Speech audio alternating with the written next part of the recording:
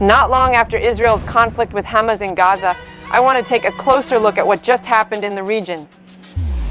Israel and the United States launched a joint military operation against Iran, with airstrikes reported across multiple cities, including Tehran.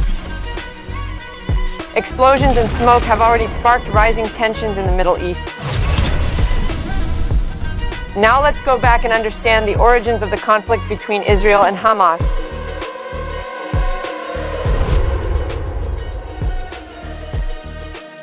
In an unprecedented move, Hamas, the Palestinian militant organization governing the Gaza Strip, launched a wide-ranging invasion into Israeli territory, marking one of the most extensive attacks in the past half-century.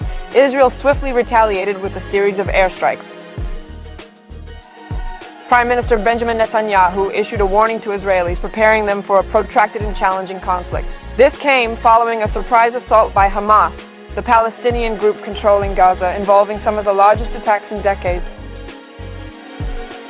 In response, Israel launched substantial airstrikes on cities within the besieged Gaza Strip, resulting in the destruction of numerous buildings. Simultaneously, Hamas continued firing rockets into Israeli territory. As of now, authorities report more than 1,100 casualties in both Israel and Gaza, with the death toll expected to rise.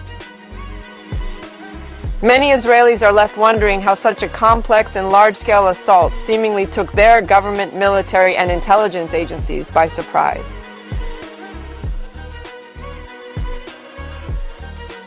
Hamas initiated the conflict by firing thousands of rockets, reaching as far as Tel Aviv and the outskirts of Jerusalem. These areas rarely experience direct hits due to Israel's advanced Iron Dome missile defense system. Approximately an hour after the initial rocket attacks, Hamas militants infiltrated Israel through land, sea, and air, as reported by the Israeli military. This led to some of the first significant clashes between Israeli and Arab forces on Israeli soil in decades. The militants infiltrated 22 Israeli towns and army bases, taking civilians and soldiers hostage, many of whom were brought back to Gaza.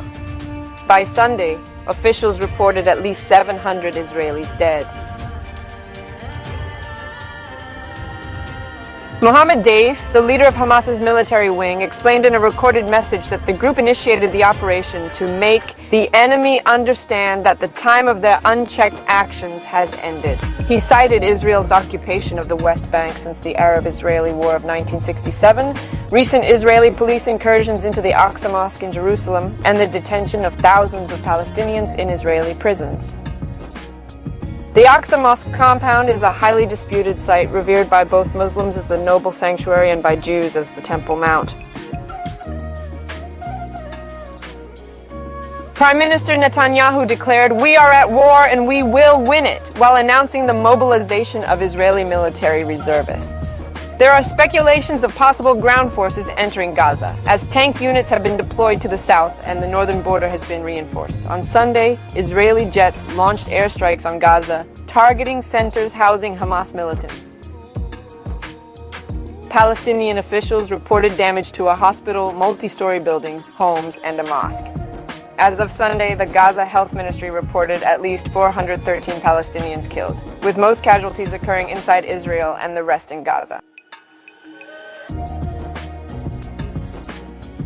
Unlike previous conflicts with Israel and Palestinians, this assault lacks a clear triggering event. It caught Israel's intelligence community and government by surprise, occurring at a time of heightened anxiety within Israeli society and concerns about military readiness due to governmental actions aimed at reducing judicial power. The timing of the attack is noteworthy, coinciding with the holiday of Simchat Torah and nearly 50 years since the start of the Yom Kippur War, when Israeli forces were similarly caught off guard by invading forces from Egypt and Syria.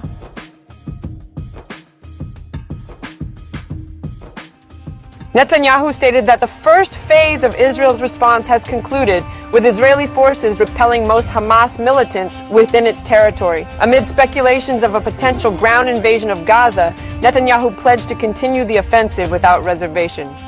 President Biden and other world leaders condemned Hamas and expressed support for Israel's right to self-defense. Arab nations called for de-escalation without explicitly blaming Hamas. This conflict also jeopardizes efforts by the Biden administration to encourage Saudi Arabia to normalize diplomatic relations with Israel, which has historical implications. Additionally, the involvement of Hezbollah, a Lebanese Shiite militant organization, and the exchange of fire along the Lebanese-Israeli border pose the risk of a broader regional conflict.